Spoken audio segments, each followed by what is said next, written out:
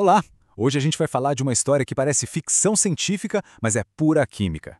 Vamos descobrir como um metal, o vanádio, está sendo repensado e redesenhado para ser uma arma potente contra um dos maiores problemas de saúde do mundo, o diabetes. É uma jornada bem curiosa, de descoberta, esquecimento e muita ciência.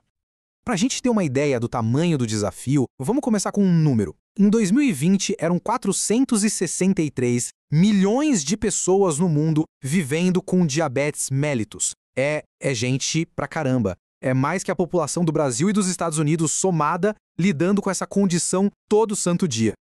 E o cenário, infelizmente, só piora. A projeção para 2045 é que esse número pule para quase 700 milhões. Isso mostra o quanto é urgente a gente encontrar tratamentos novos e mais eficazes, né? Ok, vamos mergulhar um pouco mais nisso. Porque diabetes é muito mais que um número. É um distúrbio metabólico bem complexo que bagunça a forma como nosso corpo usa a energia que vem da comida. A raiz do problema basicamente está na insulina. Ou o corpo não produz esse hormônio direito, ou não consegue usar ele como deveria. O resultado final é o mesmo. O açúcar, a glicose, em vez de entrar nas células para virar energia, fica sobrando no sangue. E isso desregula todo o resto. O metabolismo de carboidratos, de gorduras, de proteínas, vira uma bagunça geral. E é exatamente aqui que a nossa história dá uma virada bem inesperada. Porque o herói improvável nessa luta não é uma molécula super complexa criada em laboratório, mas um elemento químico da tabela periódica, o vanádio. E a relação dele com diabetes, acredite, é bem antiga. Olha só que interessante essa linha do tempo. Lá em 1899, dois pesquisadores franceses já tinham sacado que o vanádio podia baixar o açúcar no sangue. Mas aí, em 1921, a insulina foi isolada. E foi uma revolução tão gigante que, claro, todo o foco foi para ela. O vanádio acabou ficando de lado, esquecido, por quase 90 anos. Até que em 1985, ele foi redescoberto. E essa redescoberta nos anos 80 foi como abrir uma porteira, sabe? O interesse explodiu. Dá para ver claramente no gráfico o aumento absurdo de artigos científicos e citações sobre o tema. Depois de décadas de silêncio, a comunidade científica correu para tirar o atraso, e a pesquisa com vanádio decolou.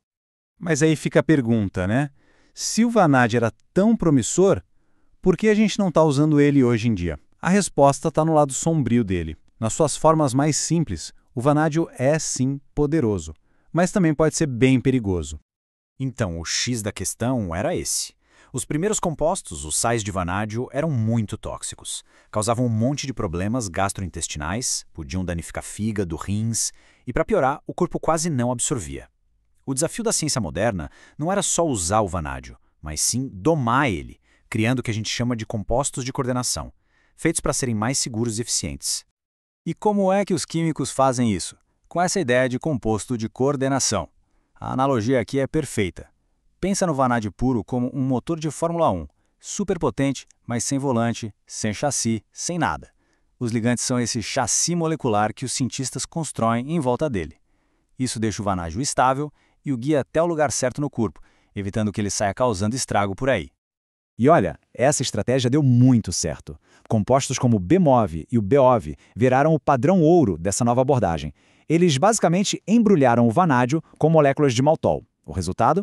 O BMOV se mostrou 3 vezes menos tóxico que o sal original nos testes. E o BOV, que é uma versão ainda mais refinada, teve menos efeitos colaterais ainda. A química estava no caminho certo. Certo. Então, os cientistas conseguiram deixar o vanádio mais manso, mais seguro. Mas como é que ele age lá dentro da célula?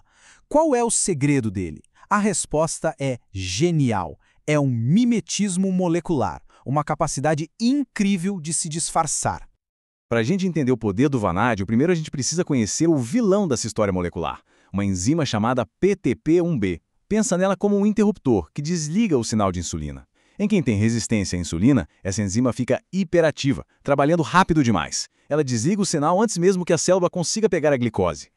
E é aqui que está a grande mágica do vanádio. Uma das suas formas, o vanadato, é um mestre do disfarce. Olha só na imagem. À esquerda o vanadato, à direita o fosfato. A forma, o tamanho, a carga, é quase tudo idêntico. É esse disfarce perfeito que engana enzimas como a PTP1B. Vamos visualizar o problema. Aqui a gente tem a situação antes do vanádio. A enzima PTP1B está ali, superativa, desligando o receptor de insulina. Ela basicamente corta a comunicação. Com o sinal bloqueado, a célula não recebe a ordem de absorver a glicose. E aí o açúcar fica do lado de fora, se acumulando no sangue.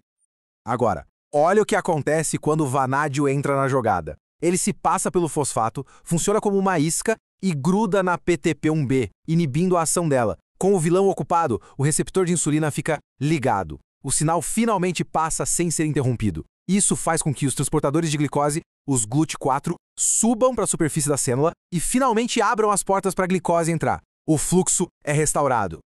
Entender esse mecanismo abriu um mundo de possibilidades. A pesquisa agora não é só sobre tornar o vanádio seguro, mas sobre projetá-lo para ser ainda mais inteligente, mais específico no seu alvo.